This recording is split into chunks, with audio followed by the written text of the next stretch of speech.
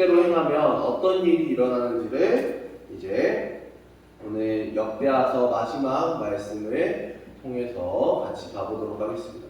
그러니까 5월 달부터 이제 6월 오늘까지 이제 역대하서를 보는데 역대하서는 1장부터 36장까지 되어 있는 말씀이에요. 그래서 우리가 이 역대하서의 이제 요시야 왕의 뒤를 이은 마지막 왕인 시드기야까지 기록이 되어 있는데, 오늘은 그 열왕기서를 넘어서 예레미야 에가라고 하는 뒤에 구약성경 뒤쪽에 나오는 책이 있는데, 그 책에까지 기록되어 있는 인물에 대해서 알아볼 거예요.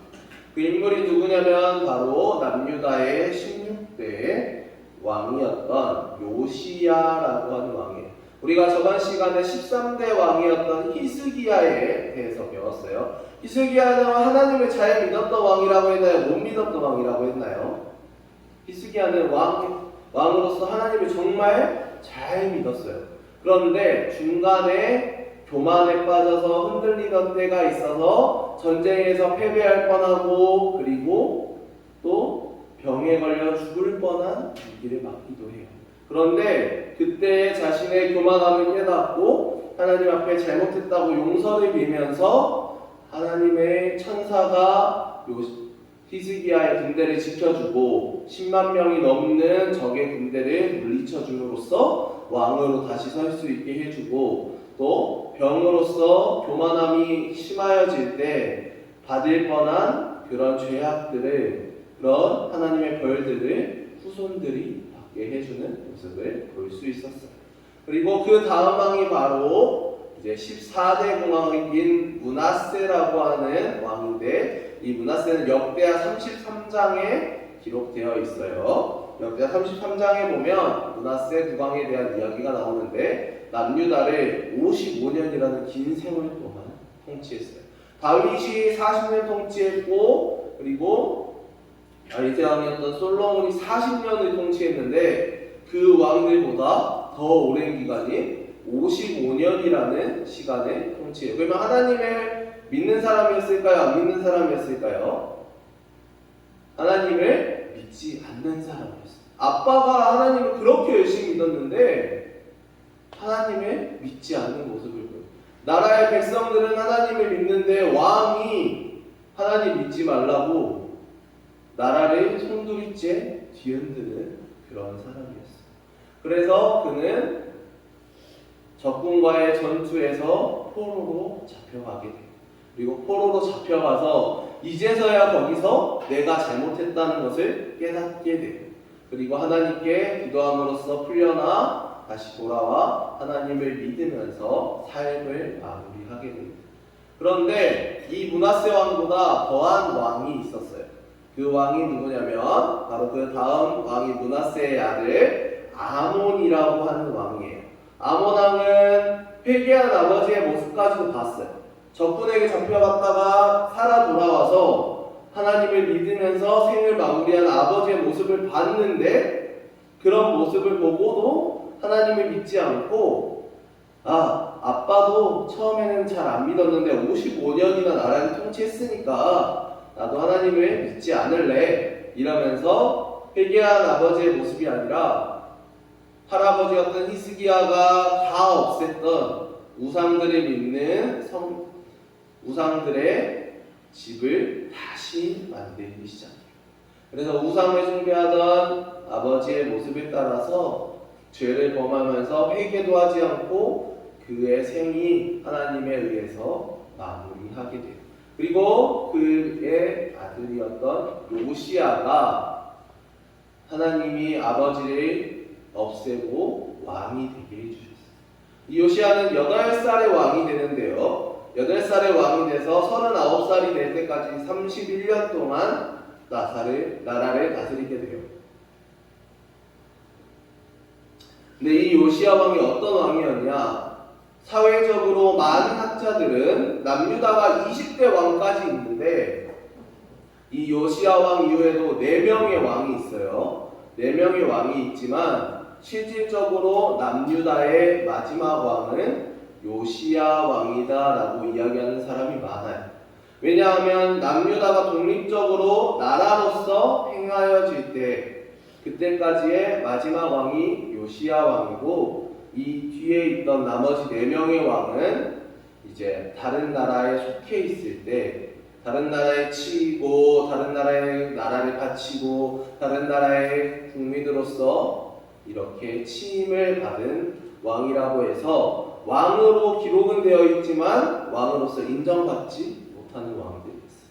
그래서 모든 사람이 그렇게 이야기하진 않아요. 그런데 성경을 연구하고 역사를 연구하는 몇몇 학자들은 이렇게 남유다의 마지막 왕은 요시야 왕이다라고 이야기하기도 해요. 왜냐하면 요시야 왕이 다윗과 솔로몬에 뒤지지 않을 만큼 하나님을 열심히 믿는 사람이었기 때문입니다.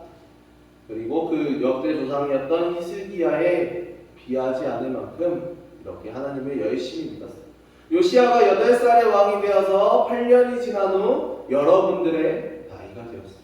16살에 왕으로서 백성들에게 선포하는 말이 있는데 그 말이 무엇이냐면 조상들의 뜻에 따라 하나님을 믿어야 된다. 자신의 아버지 아몬 왕은 하나님을 믿지 않는 사람이었어요. 우상의 집을 다시 짓고 하나님을 믿는 사람을 죽이고 하나님을 믿지 않아야 한다고 선포했던 왕이었어요. 그런데 그런 아버지의 모습을 보면서 8살에 깨달은 게 있어요. 자신이 8살밖에 안 되는데 아버지가 죽고 자신이 왕이 됨으로써 할아버지의 모습을 통해 깨달은 것이 하나님을 믿어야 나라가 잘 살 수 있구나 라는 걸 어렸을 때부터 생각하게 됐어요. 그래서 8년이 지난 후 16살 때 이제 실질적으로 나라를 다스릴 수 있는 그래도 실질적으로 사회적 활동을 할 수 있는 그런 생각을 가진 나이가 되었어요. 그게 바로 여러분들의 나이예요. 초등학생 때까지는 아직 뭘 몰라 잘. 깨달아도 잘 행동으로 못 옮겨요. 그런데 여러분들의 나이, 중학생, 고등학생, 10대 중반 이상의 나이가 되면 깨달을 수 있게 돼요. 10대 중반부터의 나이가 되면 내가 사회적으로 내가 어떤 행동을 했을 때 다른 사람에게 높임을 받고 다른 사람들이 나를 인정해주고 내가 다른 사람에게 어떤 모습으로 보인다는 것을 10대 중반부터는 생각할 수 있게 돼요. 그리고 내가 해야 되는 일이 어떤 일인지를 생각할 수 있게 돼요. 그래서 요시야 왕은 16살의 나이가 되었을 때 하나님을 믿어야 된다라고 이야기하면서 그리고 또 왕이 된 지 12년 후 20대의 나이 때에 성전을 청소하고 우상들의 집을 다시 다 불태워 없애고 치움으로써 하나님을 믿어야 한다. 너희가 남유다의 백성, 하나님의 손자, 하나님의 자녀로서 우리의 조상들이 하나님을 그렇게 열심히 믿었던 것처럼 너희도 요시야 왕인 나를 통하여 다시 하나님을 열심히 믿자라고 이야기했어요. 그리고 그 성전을 수리하면서 과거에 조상들이 하나님께 어떤 행동을 했고 하나님을 어떻게 믿었는지 여러분들이 가지고 있는 성경책과 같은 율법책을 발견하게 돼요. 옛날 율법책은 이렇게 생겼어요. 책같이 생긴 게 아니라 저게 종이가 아니라 어떤 거냐면 양의 가죽을 벗겨가지고 만든 양피지라고 하는 그런 종이에요. 여러분들이 보는 일반 A4 용지 막 이렇게 좋은 그 종이가 아니라 양의 가죽을 벗겨가지고 갈아서 이제 펴가지고 사포로 밀어서 만든 그런 종이에요. 그런 종이들 하나하나에다가 저렇게 작은 글씨로 하나님의 말씀을 기록해뒀어요. 그걸 우리는 율법책이라고 불러요. 근데 역대 조상들이 좋게 하나님만을 온전히 믿었나요? 아니에요. 아버지만 봐도 요시야 왕의 아버지인 아몬만 봐도 하나님을 믿지 않았어요. 그리고 히스기야 왕이 모든 하나님을 믿는 좋은 일은 다 했지만 그의 교만함으로 하나님의 벌을 받게 돼요. 그리고 그 벌이 히스기야가 회개함으로써 히스기야가 받는 게 아니라 너의 자녀들이 받게 될 것이다 라고 하나님이 말씀을 통해서 기록해 놓으셨어요. 그래서 요시야 왕은 너무 무서웠어. 왜냐하면 히스기야 조상이 잘못한 것을 내가 받을 수도 있습니다. 아빠가 몇 년 다스리지도 못하고 죽었지만 그게 하나님의 벌이었지만 그래도 그것뿐만이 아니라 내가 하나님을 절실히 믿지만 하나님이 나에게 벌을 주실 수도 있겠다라고 생각했어요. 그래서 너무 겁이 나서 요시야 왕은 이 말을 듣는 순간 훌다라고 하는 하나님을 믿는 제사장을 찾아갑니다. 그래서 그에게 물어요. 내가 하나님의 벌을 받는 사람입니까? 내가 조상들이 잘못했던 벌을, 우리 조상들이 하나님을 믿지 않아서 받는 벌을 우리나라가 앞으로 어떻게 됩니까? 라고 물어요. 그러자 이 훌다라고 하는 사람이 요시야 왕에게 이렇게 이야기를 합니다. 우상을 섬긴 남유다의 하나님의 재앙이 임할 거라고 이야기해요. 그래서 이로부터 요시야 왕까지는 남유다로서 활동을 하게 되지만 그 이후에는 이제 다른 적국의 침략을 받아 망하게 됩니다. 그래서 이 요시야 왕이 마지막으로 북이스라엘과 남유다로 갈라진 이후 남유다로 이름 붙은 마지막 왕이 되기도 하는데, 이 요시야 왕이 어떤 일을 했느냐? 히스기야 왕은 북이스라엘에게 유월절, 즉 여러분들이 예배드리는 이 주일에 하나님께 예배드리는 날을 성스럽게 지켜야 된다라고 전했어요. 그런데 요시야 왕은 북이스라엘에게 유월절만, 옛날에는 예배를 이렇게 일주일에 한 번씩 드리지 않았어요. 제사를 지내는 일이 어려웠기 때문에 하나님께 기쁨을 드려야 되는 날만을 정해서 드렸던 게 이 왕들까지 있었던 시기고, 그 이후에는 하루에 한 번씩 예배를 드리던 때도 있었지만 그렇게 제사 드리는 게 힘들었어요.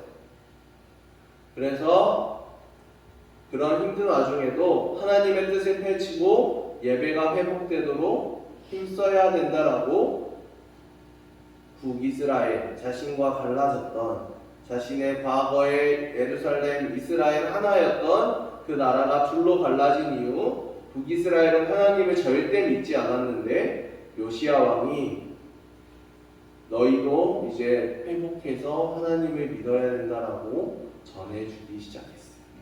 그리고 또 요시야 왕이 한 두 번째 일은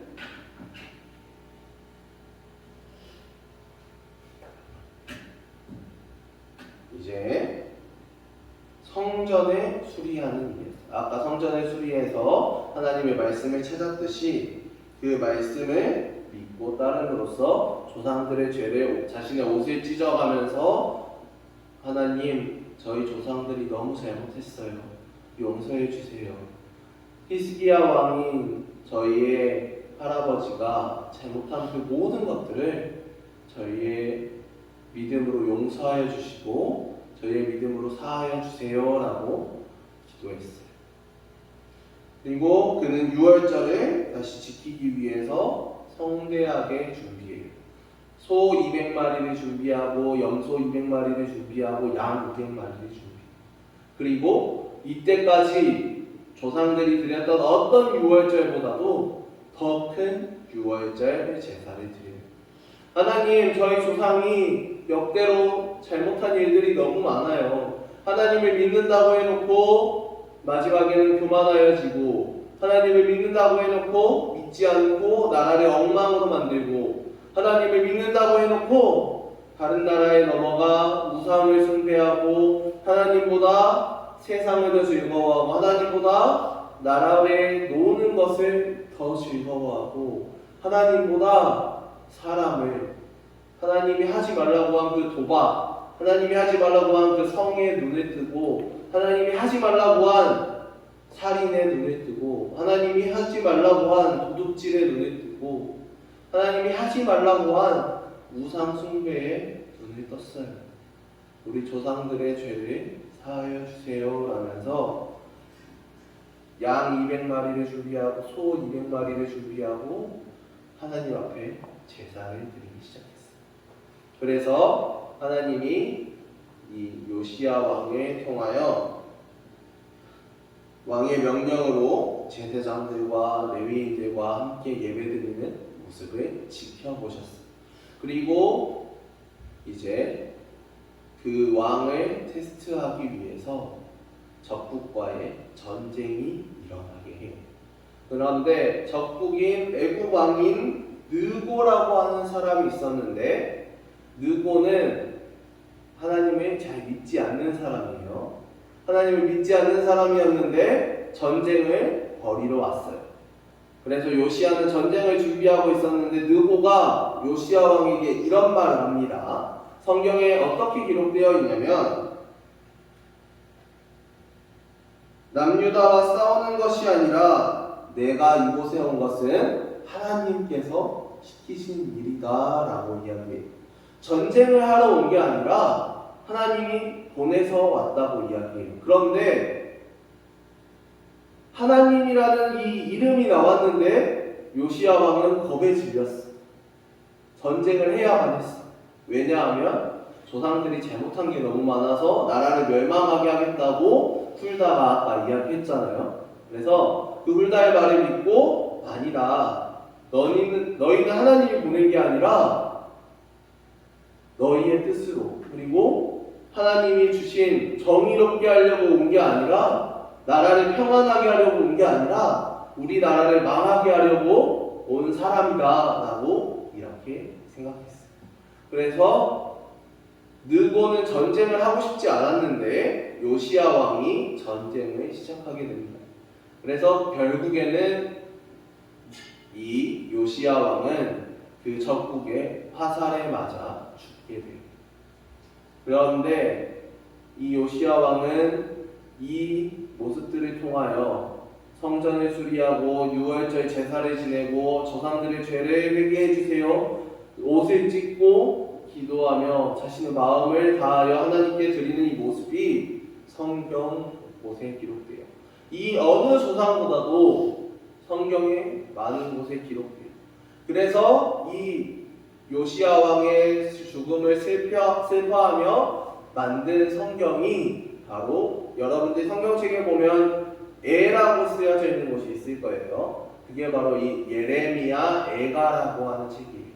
이 예레미야 애가는 노래인데, 이 노래가 어떤 노래냐면 이 요시야 왕의 업적과 요시야 왕이 하나님을 믿는 믿음, 그리고 요시야 왕이 하나님께 회개했던 그 모습, 하나님의 뜻으로 살았던 그의 일생을 이 31년간의 하나님에 대한 마음을 표현했던 그 모습을 예레미야라고 하는 선지자가 슬픔으로 기록한 책이 바로 노래인 예레미야 애가라고 하는 책이에요. 그래서 이 요시야 왕은 역대 다윗왕도 다윗이라고 하는 주제만을 가지고 쓰여진 책은 없어요. 창세기 안에, 솔로몬과 함께 잠언 안에, 시편 안에 이렇게 부분 기록이 되어 있지, 이 사람만을 슬퍼하며 기록된 책은 없어요. 그런데 이 요시야 왕의 하나님께 대한 마음, 하나님께 향한 모습을 보면서 이 사람은 일평생 하나님의 뜻으로 살고 하나님의 뜻으로 마무리가 된 사람이다 라는 모습을 통하여 백성들이 슬퍼함으로 제사장과 선지자와 함께 기록된 책이 성경에 있어요. 그만큼 요시야 왕은 남유다의 마지막을, 적국에게 침범받지 않는 온전한 남유다로서의 마지막을 하나님께 드림으로 최후를 맞이한 왕이에요. 그래서 우리가 이 요시야 왕을 통해 우리가 기억해야 할 것은, 모든 일은 하나님이 주시는 사명으로 이루어지게 돼요. 우리의 죽음까지도 모든 모습이 하나님의 뜻으로 이루어져요. 태어나서 죽기까지 하나님 믿기 싫을 때도 있지, 하나님 교회 나오기 싫을 때도 있지. 그런데 교회 안 나오면 결국에는 역대 왕들 같이 좋지 않은 모습을 맞이하게 돼요. 그리고 어디에서 내 기록을 찾아볼 수도 없을 만큼, 나를 기억하는 사람도 없을 만큼 쓸쓸한 최후를 맞이하게 돼요. 그런데 이 요시야 왕은 왕이 된 이후부터 하나님을 믿고 역대 왕들의 죄를 하나님께 잘못했다고 용서를 빌면서 최후에도 하나님의 뜻으로 죽음을 맞이하게 돼요. 그리고 그의 기록이 성경에 기록됩니다. 요시야는 역대하뿐만이 아니라 이 역대하 34장, 35장 이 마무리하는 부분에서 기록된 마지막 왕으로 끝나는 게 아니라 열왕기서에도 기록되고 예레미야 애가라고 하는 책에도 기록돼요. 이처럼 하나님의 뜻으로 삶을 살아야 해요. 우리가 세상에서 이름을 떨치고 사는 게 중요한 게 아니라 세상에 하나님의 이름을 어떻게 떨치고 사느냐가 중요한 거예요. 그래서 우리 자녀들이 여러분들이 복을 받는 것은 부모님의 믿음으로부터 나오고 여러분의 믿음으로부터 커지게 돼요.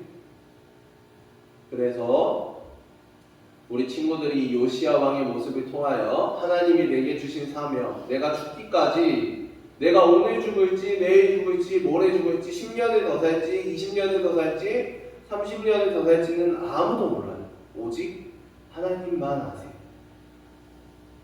요시야 왕이 그렇게 나라를 열심히 다스리고 하나님을 믿어라라고 외쳤지만 31년밖에 못 살았어요. 총 40살 산 거예요. 40살. 그러면 요시야 왕처럼 되려면 전도사님 8년 후에 죽어야 돼. 그런데 전도사님 8년 후에 죽을지 10년 후에 죽을지 20년 후에 죽을지 당장 내일 죽을지 아무도 몰라요. 하나님만이 아시는 일이에요.